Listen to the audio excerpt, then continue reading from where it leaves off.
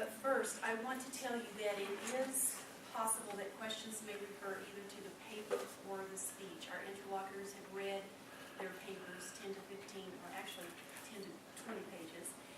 And the students may refer to their paper and any notes that they have in answering those questions. The student is not obligated, however, to answer any questions that are not in his area of research. He may touch briefly on aspects that he may know, and he'll indicate whether or not he feels he's qualified to answer some of the questions. Zach Bradley is our first orator who has raised intriguing observations about our foreign policy. His interlocutor is Randy Thompson, and Randy has a BS in Petroleum Geology from Missouri State University, a Master of Aeronautical Science from Embry-Riddle, and a Master of Arts in Religion, Biblical Studies from Trinity Theological Seminary. He is retired U.S. Air Force and works as a system analyst at Ingenuity Research Corporation. Now, for Zach's topic. With the recent wars in Iraq and Afghanistan, many say that the cost is just too high to get involved in other nations' affairs. And Obama, President I should say, Obama, has appeared to usher in a hands-off foreign policy. For example, when Syria crossed a red line with their chemical weapons abuse. This speech explores the cost of isolationism and is entitled, "No Country is an Island: Why Modern Isolationism Does Not Work." Zachary, please come forward.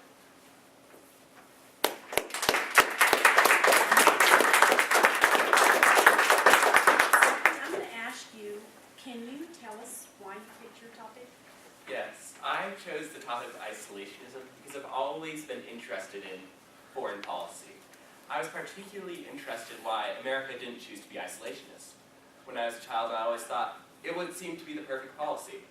However, when I started investigating it in my speech, I have decided, and I hope that I convince you as well, that it is not the perfect plan.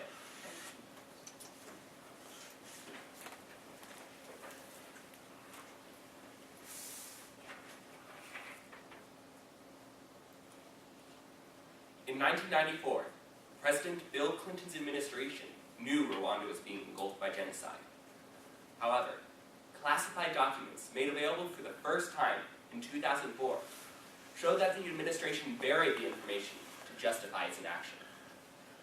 In these once secret government documents, senior officials privately started using the word genocide within 16 days of the start of the killings, but chose not to do so publicly because the president had already decided not to intervene.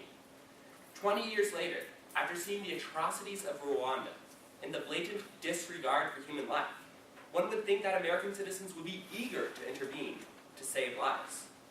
However, Americans jaded with the failures of previous generations and the mistakes of their own have begun to desire the end of America's role as a major global player. They argue that we are not the world's policemen, nor its judge and jury.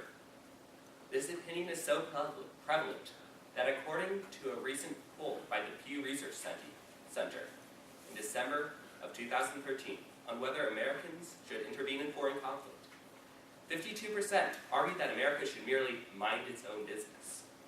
Fatigue after 12 years of continual foreign wars with high casualties and questionable results, a growing portion of Americans have begun to resent war and intervention. And the recent Syrian conflict shows the unwillingness of the American people to send military troops to get involved in another high-cost, faraway war. However, I am not here tonight to advocate isolationism, nor am I here to advocate plunging headlong into new foreign wars. What I do hope to accomplish tonight is to illustrate how complex these issues are and to expand your thinking about all the options the U.S. has in engaging foreign conflicts. I believe that the U.S. should favor interventionism over isolationism in its foreign policy for the 21st century, because Americans have the duty to protect its citizens and its interests. In order to argue against isolationism, it is important to define the term. According to the Merriam-Webster Dictionary, Isolationism is the belief that a country should not intervene or be involved with the affairs of other countries, a policy of not making agreements or working with other countries. An isolationist foreign policy argues that America should never use its power to put pressure on any nation. This form of isolationism prohibits America from using any means, whether economic or militaristic, to stop a country from engaging in activities that it does not approve of. The opposite of this position is interventionism. The interventionist argues that America should use its power to prevent foreign states from fighting in wars or engaging in activities that America does not approve of. But first, in order to understand why interventionism benefits America, we need to understand the dangers of isolationism. First, I will examine the dangers of isolationism. I will show it ultimately endangers its citizens rather than protects them. Second, I will examine if isolationism could exist in the modern world. I will show that America cannot escape the conflicts of the modern world. Third, and finally, I will discuss the proper use of the American power. In order to do this, I will examine each instrument of foreign power separately. I will show how a wise country will apply all of the tools at its disposal to achieve its national security objectives. Isolationism seems like the perfect foreign policy. Its logic argues that if you do not bother another country, they won't bother you. It's like the old proverb, live and let live. While this policy may work between individuals, history has shown that it is not a good foreign policy. Isolationism provides false comfort. I argue this because of the dramatic development of weapons in this past century, and because of the volatility of revolutions. During the latter half of the 20th century, the first atomic weapons were developed. With the power of today's nuclear weapons and the intercontinental ballistic missiles that deliver them, nations are able to eliminate other nations from the other side of the world before they can retaliate. Because of this, America must ensure two things: solid foreign relations, and also that these weapons never fall into the hands of those who would use them. Isolationism ensures neither. Through tireless diplomatic efforts over the past 60 years, nuclear warfare has been avoided on several occasions. Examples of these diplomatic efforts are the Strategic Arms Limitations Treaties and the installation of the Moscow-Washington hotline that help ensure nuclear conflicts can be avoided. Failure to avoid nuclear war would be catastrophic and would change the world as we know it. Terrorist organizations, on the other hand, do not have concerns about such things. If they were able to obtain nuclear weapons during a revolution or through a corrupt government, they would be ready and willing to use them. Another potential threat that faces America is the threat of foreign revolutions, especially revolutions in countries with weapons of mass destruction. Weapons of mass destruction have changed how we view faraway foreign wars. Isolationists would argue that rebellions will stay contained in their faraway countries.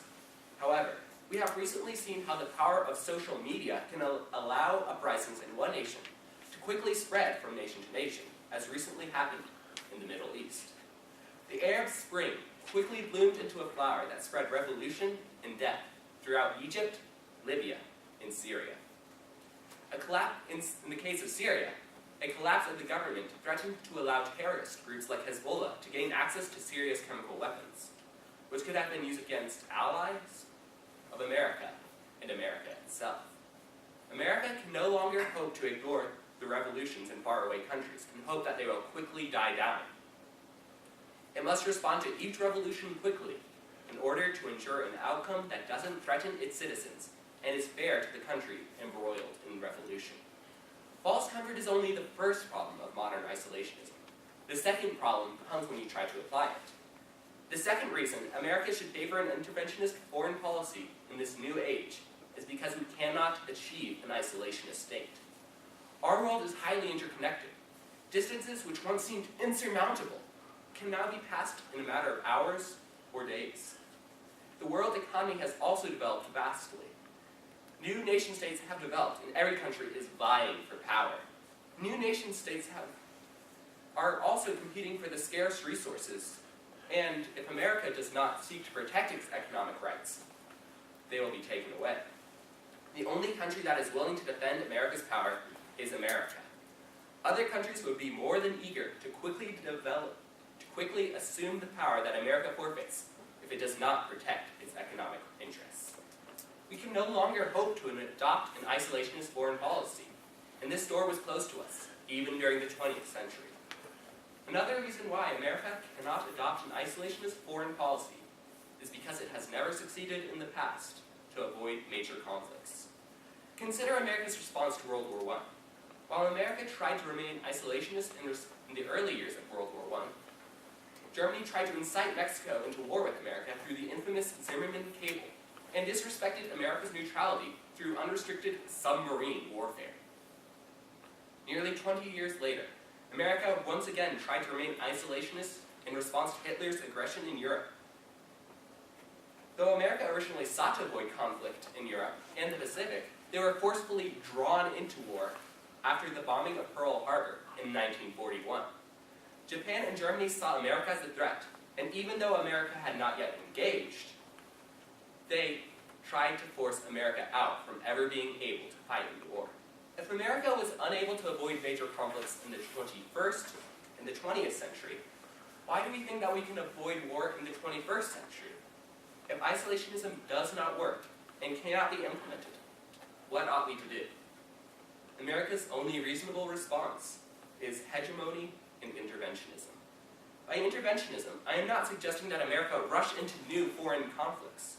But since I have already demonstrated the futility of isolationism in America's past, I hope you are beginning to see why America cannot pursue an isolationist foreign policy.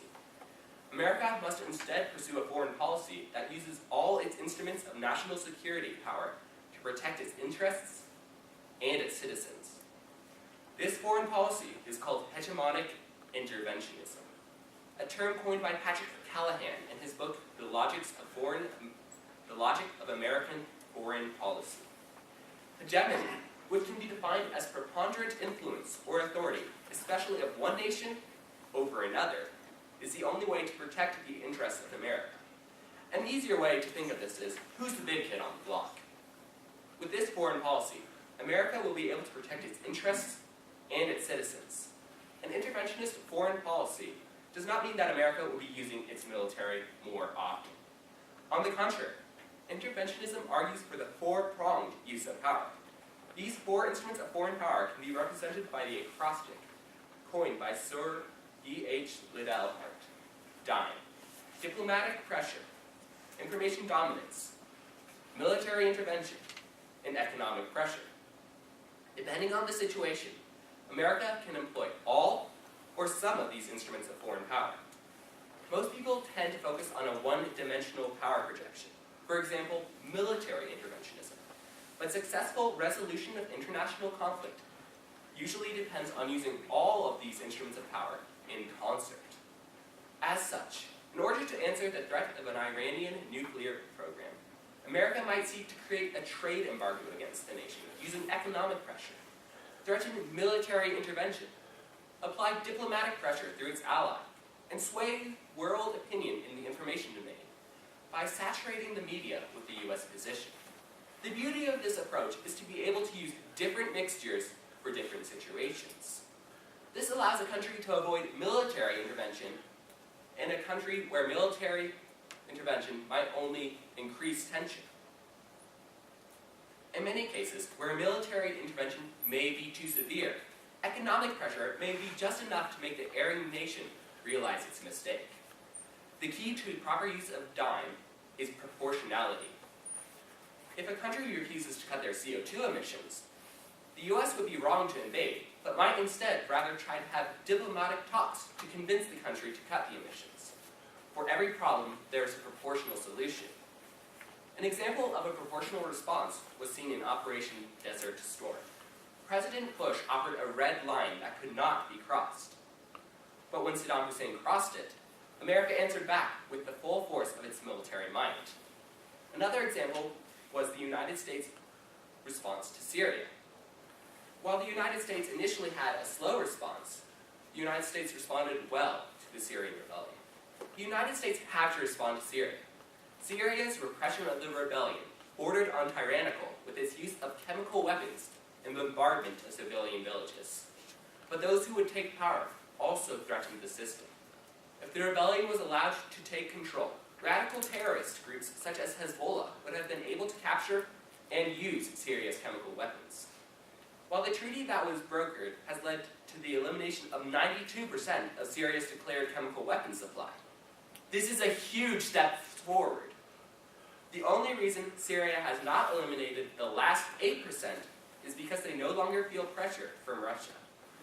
The diplomatic solution must be carried out to its end. Not only does this demonstrate the power of the diplomatic arm of dying, but it also demonstrates how we must continue pressuring a nation to the very end. If America does adopt and properly use the instruments of dying, then they will naturally become a hegemonic power. Isolationism, which causes the decline of a nation, must be avoided by America at all costs. Pursuing a policy of hegemony is the opposite course. In this interconnected world, America must take its rightful place as hegemon.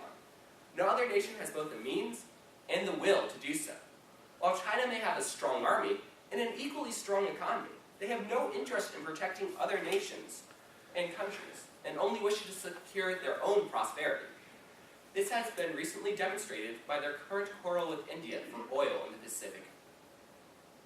Britain, another strong power, looks to the United States for leadership.